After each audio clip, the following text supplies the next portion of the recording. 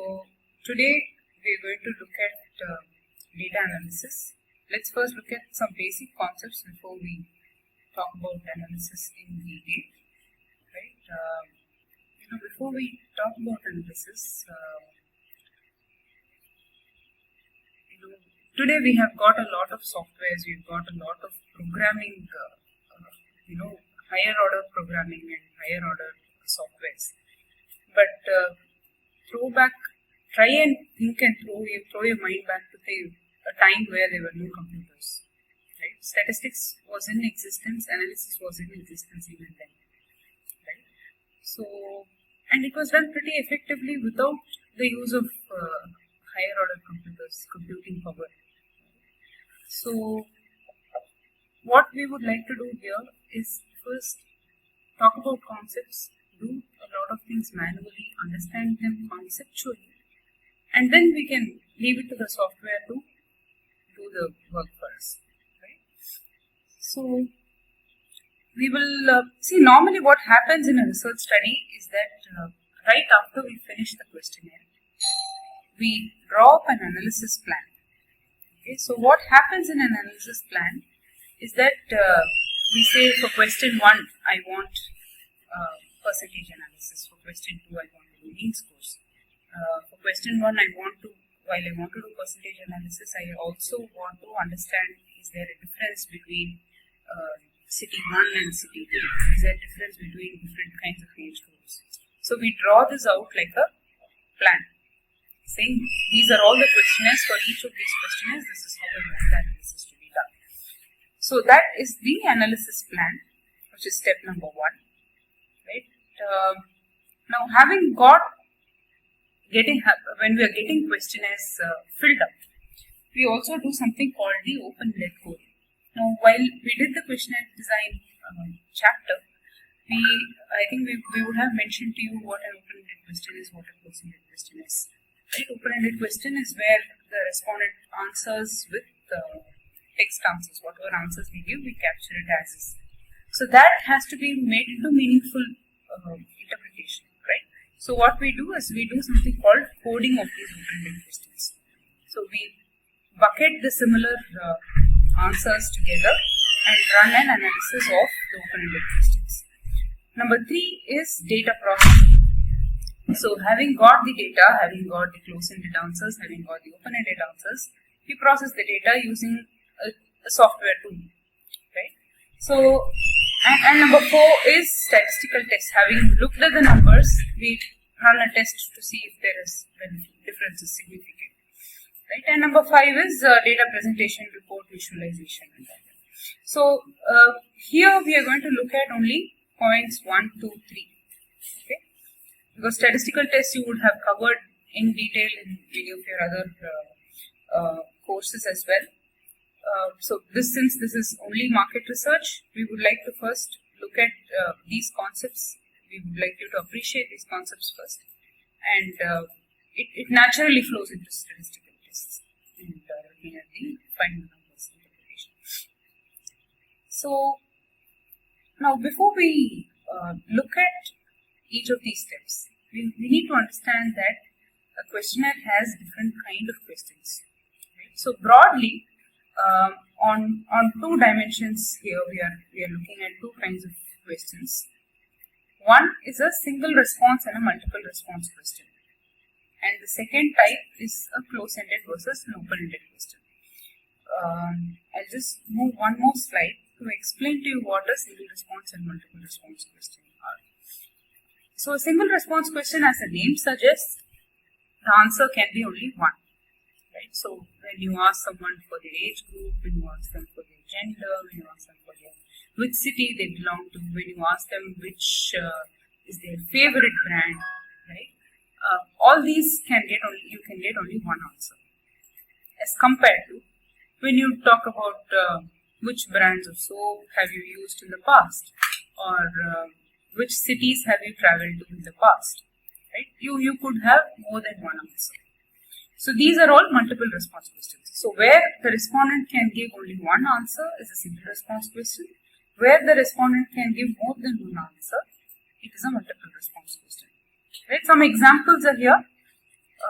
Please look at this card and tell me which age group you belong to. Please tell me which option best describes your likelihood of buying this product if it comes to the market. So here in this question number 2, we are asking them for their likelihood of purchase of that product if it comes to the market, maybe on a scale of 1 to 5 or 1 to 7 or whatever. But it's a scale question and you are asking the respondent to give their answer. Give only one answer to indicate the likelihood of purchase. So number 2 is multiple response question. Examples are, which brands have you heard of? So in any category, you could have heard of more than one brand, right? So you can give more than one brand as an answer. And which movies have you seen in the past 3 months? You might have seen. Okay, there are exceptions, people who don't watch movies, but by and large, people watch a lot of movies. Right? So the last 3 months, you would have a long list to give. So, the examples you gave in multiple response questions, they seem to be nominal. You thought this nominal, ordinal. Yes. They seem to be nominal. Yes, they are nominal. So, multiple response is normally nominal. You can't measure. Nominal, yes, you can't measure. You can't do mean scores on multiple response questions. See, now, having said that, from a research practitioner point of view, when you look at data of people, when I ask you how many brands of shirts you own, and you give more than one brand, there are many other people like you who give maybe 2 brands, 3 brands. On an average, we look at how many brands people have mentioned, but we don't do any kind of measurement on the answer that we have given. So, yes, it is nominal. Multiple response questions are nominal. So they're not ratio or interval screening. No.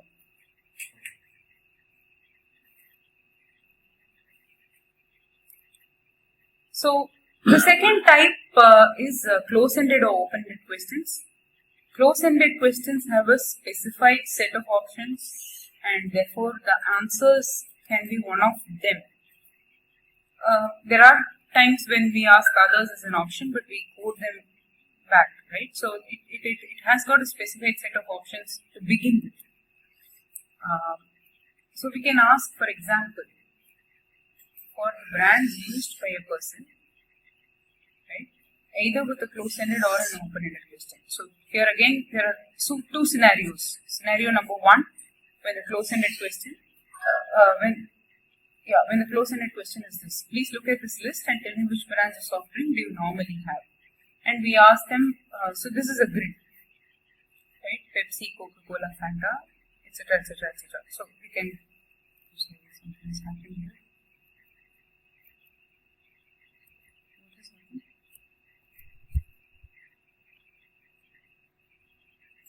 So this is the set of brands, right? Pepsi, Coke, Fanta, Mirinda. We can just keep adding any number of brands here. So this is a close-ended question example, right? What you see here. And you see the codes here, 1, 2, 3, 4. These are codes given for each of these brands. This is a nominal variable. Okay. The same question, if it had to be asked as an open-ended question, it would go like this. Which brands of soft drinks do you normally? Which brands of soft drink do you normally have? And the answer can be written in a box, which we can provide them. You can give a series of boxes, or you can give one box up to what you want to ask them question. And the respondent gives answers here, right? For open-ended questions, what we do is that we study these answers that people give, okay, and we prepare a code list, something called a code list.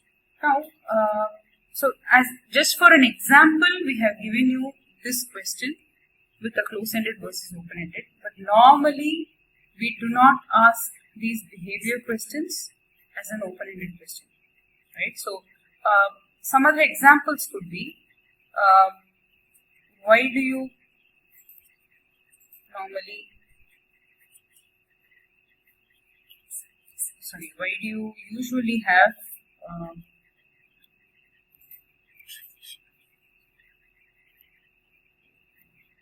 so someone says I have Pepsi most often, between 10 occasions of having a soft drink, 7 occasions I have Pepsi. So we ask them, why do you have Pepsi regularly? And why not some other brand? Right?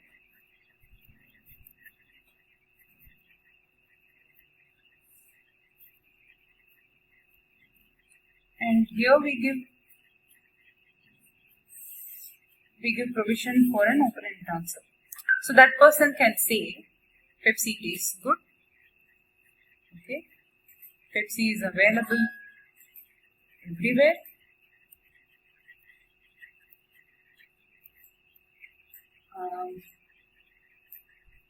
I don't like the taste of other soft drinks.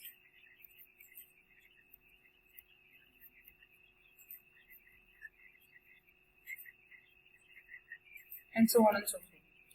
So up to their wish, they can give as many reasons as possible as they think is fit for that question.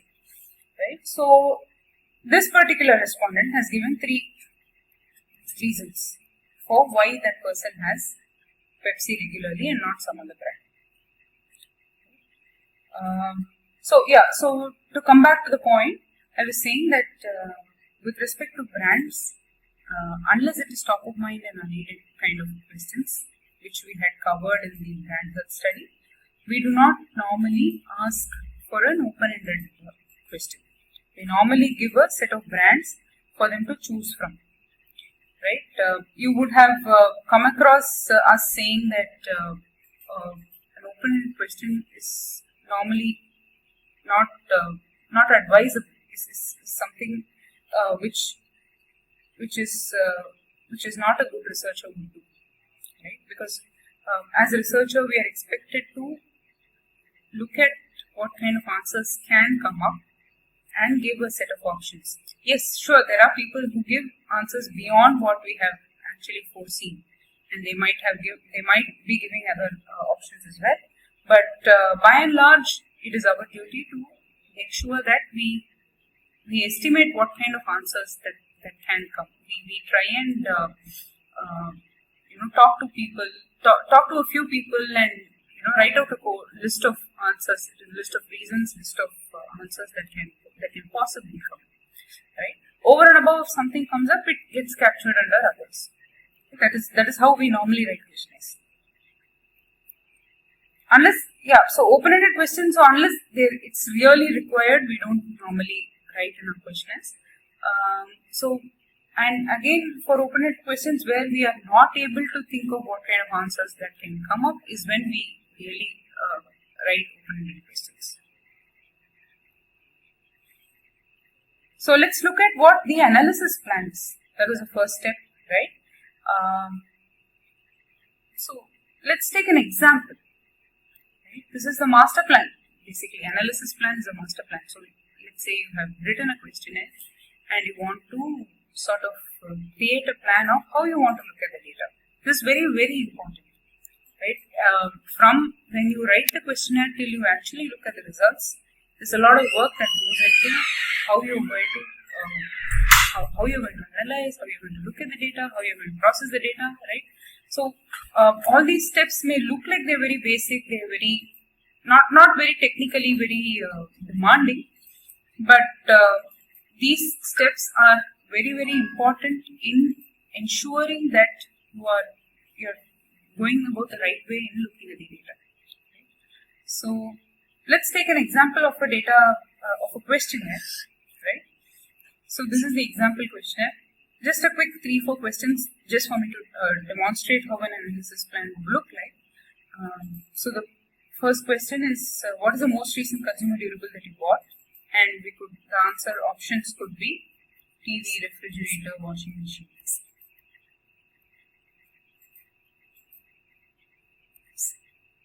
Kitchen appliances, etc.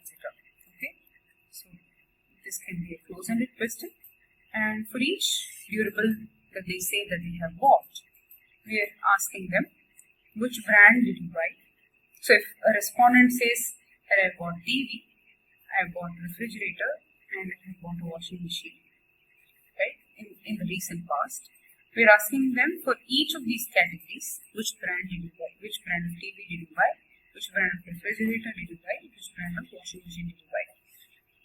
And number 2 is which brand of shop did you buy it from. Right? There are multi-brand outlets. There are exclusive outlets of different brands. There is online, Amazon and Flipkart. So, which shop did you buy it from? Which brand of shop? Right?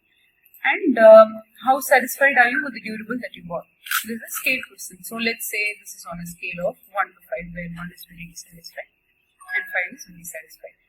So, for each durable that they have bought, we are asking them which brand of TV did you buy, which brand of shop did you buy this TV from, how satisfied are you with the TV that you bought. If they say refrigerator also, which brand of refrigerator did you buy, which brand of shop did you buy this refrigerator from, and how satisfied are you with the refrigerator that you bought on a scale of 1 to 5.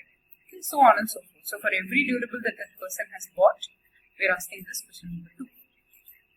Question number 3 is which city are you from, and question number 4 is which of these options best describe your monthly household income, and we give a list of options saying up to 1 lakh, 1 to 2.5 lakhs, 2.5 to 5 lakhs, and so on and so forth. We can have as many options as possible, but it is important that the monthly household income question is close-ended.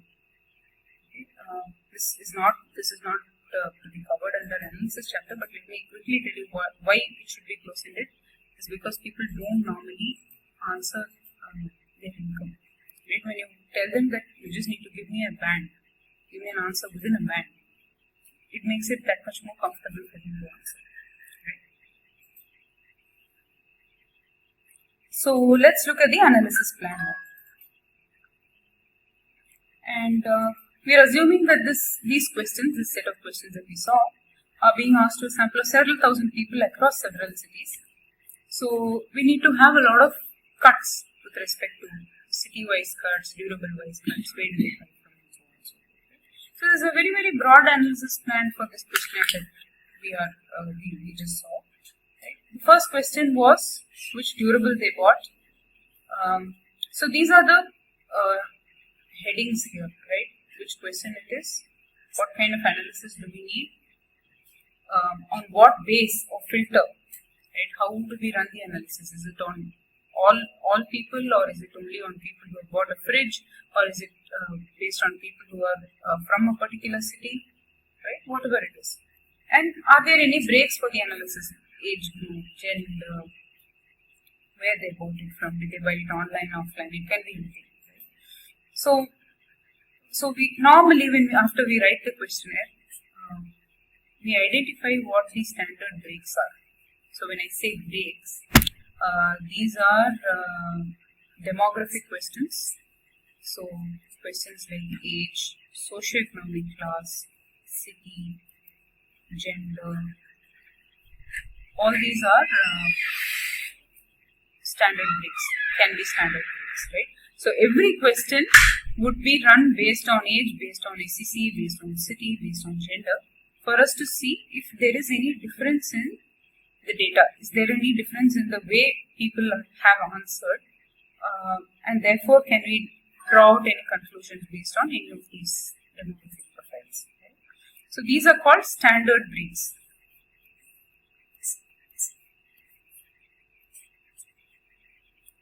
So, yeah. So to come back to the analysis plan, durable bought is the first question. We want to see the percentage distribution, that is, how many people have bought a TV, how many people have bought a fridge, how many people have bought a washing machine, and so forth. How much percentage, okay, not how many. So, base or filter on which to run the analysis, we want to look at all the respondents who have answered the survey. So, base is all. So, when we say base, okay, this is another, standard breaks is one technical term that we use. Base is another technical term that we use. Right? When we say base, it is the base on which we have done the analysis. Okay? and what are the breaks for the analysis. So here in this particular questionnaire, we have asked for which city they are from and what is the income, monthly household income. So we are saying we will look at this question by these two breaks as well. So we will look at the questionnaire question overall to see what percentage has got each of these durables. We will also look at the same question by city. So let's say in Bangalore, what percentage has got durable 1, 2, 3. In Hyderabad, what percentage has got 1, 2, 3. In Chennai, what percentage has got 1, 2, 3. Likewise in Bombay, Delhi, Bangalore, Lucknow, whatever. Depending on how many cities are there in the sun. And same way, likewise for income. The next one is the brand that they have bought. Which brand have they bought? Right. So for each durable that they bought, we had asked them which brand of TV did you buy, which brand of refrigerator that you bought. Right. So for the brand, we are looking at the percentage spread. So among people who have bought respective durables, we would run this analysis. Okay. So among people who have bought a TV, what is the percentage spread of the brand that they have bought? Among people who have bought a refrigerator, what is the percentage spread of brands? And so on and so forth. So here again, the breaks would be city and income. The third is, where did they buy? This is again percentage. Again, the base here would be for each durable that they bought. Why should it be on each durable that they bought? Because we would like to know, when they bought TV, did they buy it from a multi-brand outlet? Did they buy it from online? As compared to when they bought kitchen appliances, they might have bought it from some other place. Right? So we want to understand for each durable where they have bought it from. Again here, separately for each city, are people from Bangalore behaving differently compared to people from some other cities, and so on and so forth. And their level of satisfaction. This would be a mean score on a scale of, so we have set scale of 1 to 5. So mean score on a scale of 1 to 5. The base here again would be respective durable buyers. Okay. And here we look at the city and the income as a break. So maybe do you want me to sort of draw these tables out for you to visualize the analysis outputs better? Yes. Okay. Just a second. I have a blank slide here. So let's look at the first one, durable that they bought. So this is how the output table would look like. Okay, let's say we spoke to 1,000 people. Okay, and people have said that they bought TV, refrigerator, washing machines, kitchen appliances. When I say kitchen appliances, I mean mixer grinder, oven, toast grill, so on and so forth. Chimney, okay. Then what else is there? There is AC. The other durables that you can think of. Washing machine. Washing machine is there. Dishwasher. Okay, so let's stop here. Car. Car, we're talking about consumer durable. We don't want to look at car here. Most people is car. I mean, we can technically ask, but Okay. it will become too much, right? I can keep adding on. So I'm just talking about the household consumer durables. And we look at the percentage spread here. Okay, this is what we said we want. And this is on the base of all respondents. Okay. Now we want to look at breaks also. So this is percentage overall. This would be one table. The same table, if you need to do this by city, this will be used and Bangalore, Hyderabad, Chennai, etc. etc. Okay. So the base would be different for each of these cities as well, right? So let's say about 100 people in Bangalore, 100 people in Hyderabad, 100 people in Chennai, 100 people in Bombay, and so on and so forth. Till you reach 1000. So there are other cities. So this is the base for each of these cities. So in Bangalore the base is 100. So we should have added one more row here. So the base overall is 1000. For Bangalore it's 100. For Hyderabad it's 100. For Chennai it's 100. For Bombay it's 200, and so on and so forth. So on this base you look at the percentage for the cities, okay, on the respective base. Similarly, based on what percentage of people have said up to 1 lakh income, 1 to 2.5.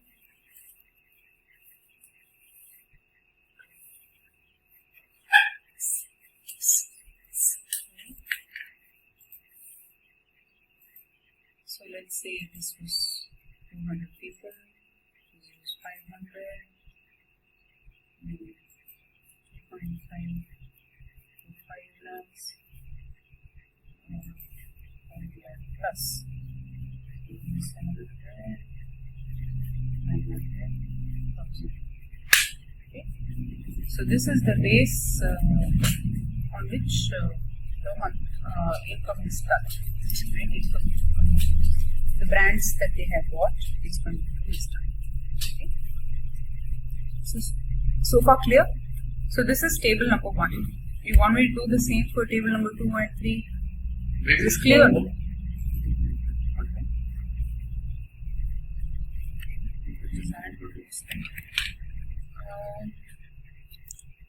I'll just go back one slide. So let's say here on this base of 1000, 20% has said that they bought TV, 10% has said that they bought refrigerator, another 10% has said washing machine, 40% have said that they bought kitchen appliances, 15% has said that they bought AC, another 15% has said that they bought dishwasher. Okay, so how much are we getting here? 85, 110. So it can be 110. I just wanted to demonstrate that this can be 110 because yes, this can be more than 100 because this is a multiple response variable. You could have bought more than one item in the recent 2 months, 3 months, 4 months. And I'm not. It can be less than 100, except that if people have not bought, we need to give that option of have not bought anything. So let's say, for example, about 20% is saying that I have not bought anything in the recent past, any user in the recent past. This is the base. This is the set of people who have said that they have not bought anything. Now, apart from this, there are 100. This totals to 110%. That can happen. Okay. Shall I go forward? So, yeah. So I did this so that we look at the base of people who have bought a TV. Okay. So the base of people who have bought a TV is 20% of 1000 is 200. Refrigerator is 100, washing machine is 100, kitchen appliance is 400, AC is 150, dishwasher is 150. So when we do the other analysis on brand, where they bought and satisfaction, these would be the base for the respective groups. Right? For the TV, the base would be 200. So move forward and maybe this base.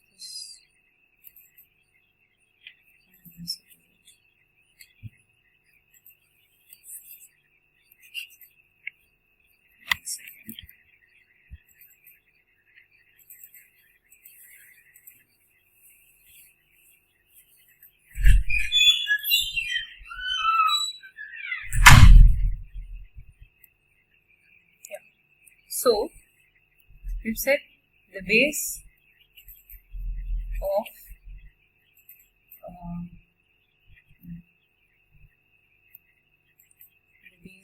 buyers for TV is 200, refrigerator is 100, washing machine is 100, kitchen appliances is 400,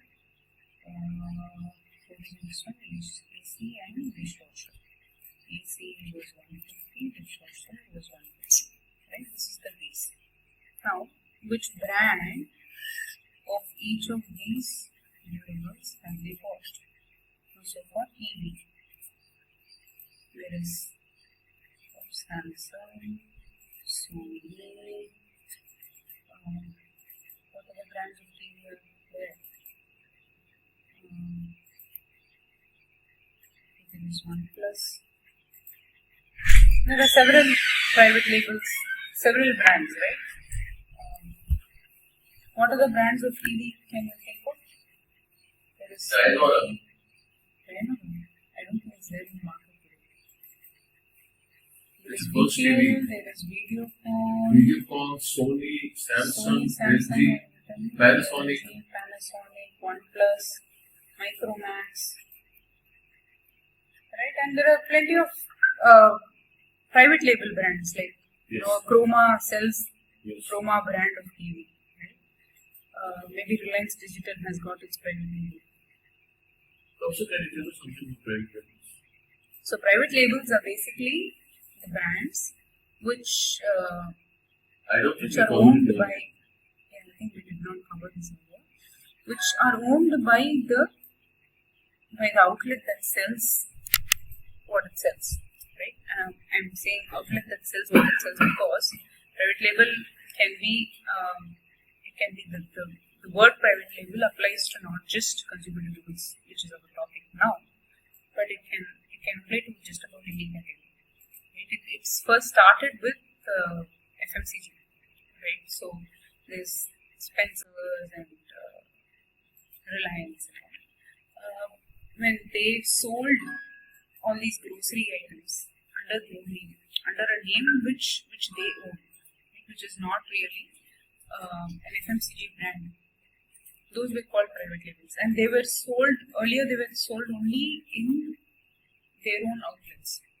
Today, Spencer's product is probably available in a local kirana shop as well. So there's a famous restaurant called A2B in South India. Okay, it's there in Chennai to a great extent. It may be there in Bangalore, and I think I have seen one or two outlets in Delhi as well. So they started as a sweet shop, right? And today they sell a lot of packed namkeen, like how you get your Haldiram's stuff, right? So whatever they sell in the packed form is A2B's private label. Now it has become a brand actually, because it is being sold in many shops as well. It is sold even in supermarkets. It's not just sold only in their shop.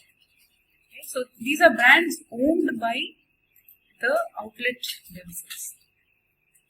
So when you look at Chroma TV, Chroma's, if the brand is called Chroma, that Chroma brand is not just an outlet name, but also a private label of Chroma. Okay? So it is a brand owned by the shop. Brand owned by the shops manufacture. They don't manufacture, they source and they give it a name.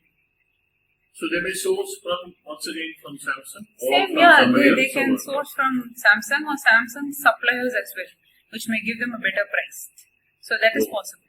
And then they put their own brand. They'll put their own brand. It's just a sticker or the proper full packaging? Everything is done, not just a sticker, full packaging. So when it goes to the consumer, it goes as a brand, Chroma brand. And they can provide warranty also? Yes, they can. So, to come back to this, which brand of TV have we bought? These are the brands, and the base for this is 200 because that is the total base of people who bought a TV. And again, here we can look at, let me just erase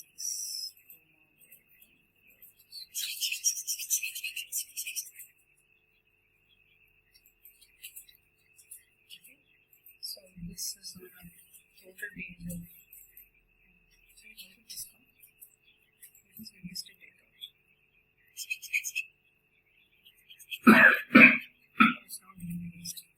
I'm so sorry.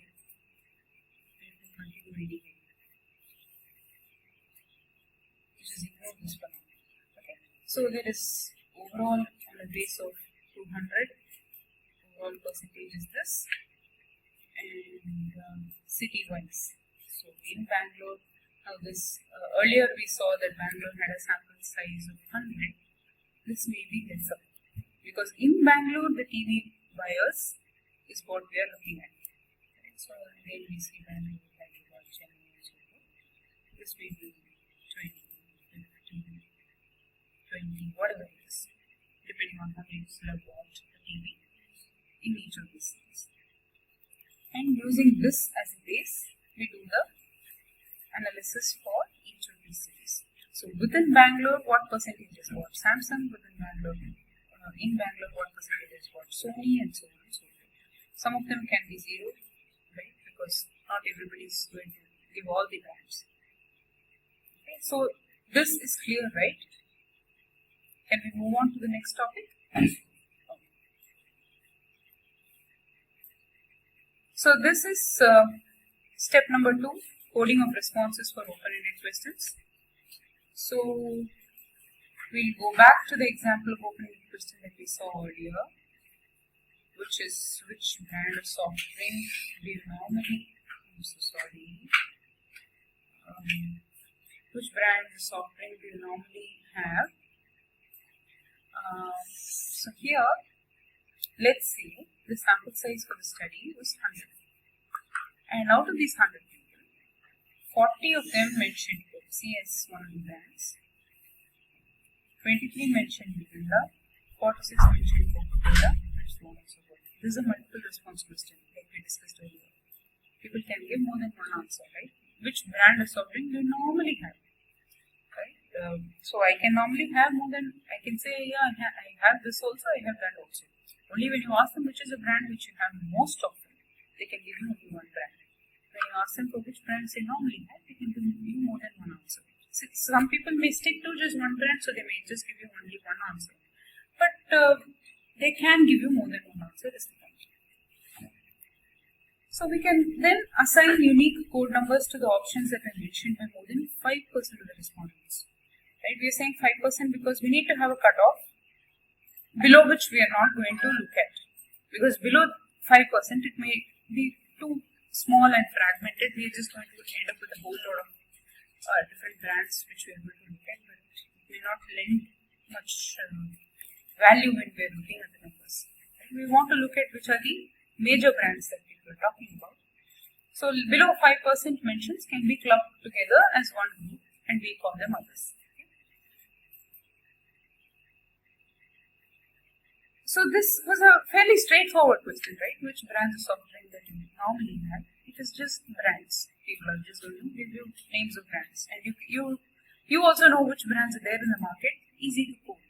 So you can say Pepsi is code number 1, Coke is code number 2, Mirinda is code number 3, and so on and so forth. Now, like we earlier saw, there can be difficult questions as well. I mean, difficult questions in the sense.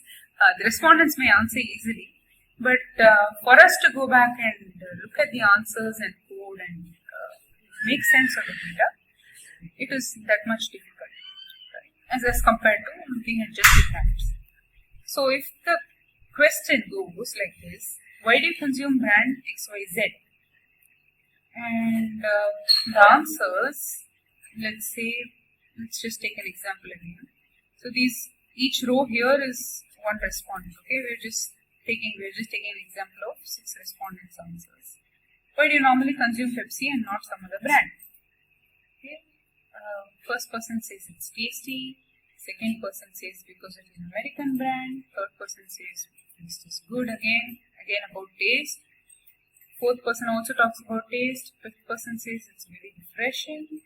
And sixth person says because local brands are not so good. You have to make sense of this, right?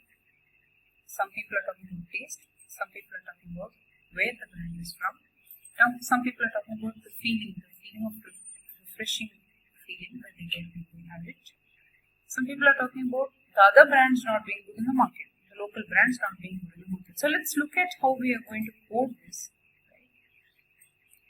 So by just looking at these, so again, I must warn you, it's not as simple as I'm taking you. See, I'm taking you through here, through the process here, and we have only 6 responses here. But in real life, we see hundreds of data like this, and across different cultures and across different ways of communication, right? Some people are naturally more fluent in English, so they might have articulated in English. Some people might have articulated in their local language, which gets translated. So we need to make a lot of sense out of what they have actually said in these open-ended questions.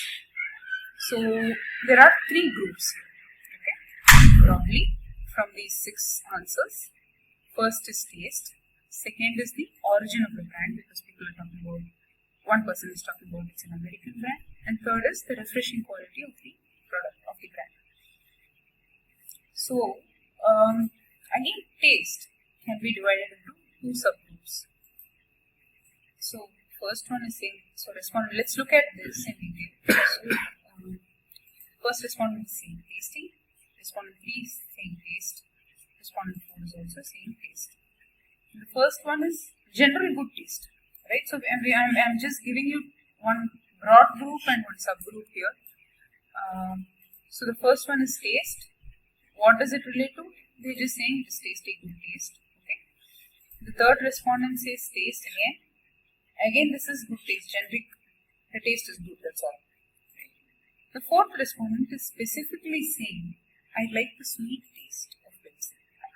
Right. So the broad heading is taste, but the subgroup is sweet taste. Okay. So while we broadly have 3 buckets, 3 groups, within taste there are 2. Right. There is a good taste and there is a sweet taste.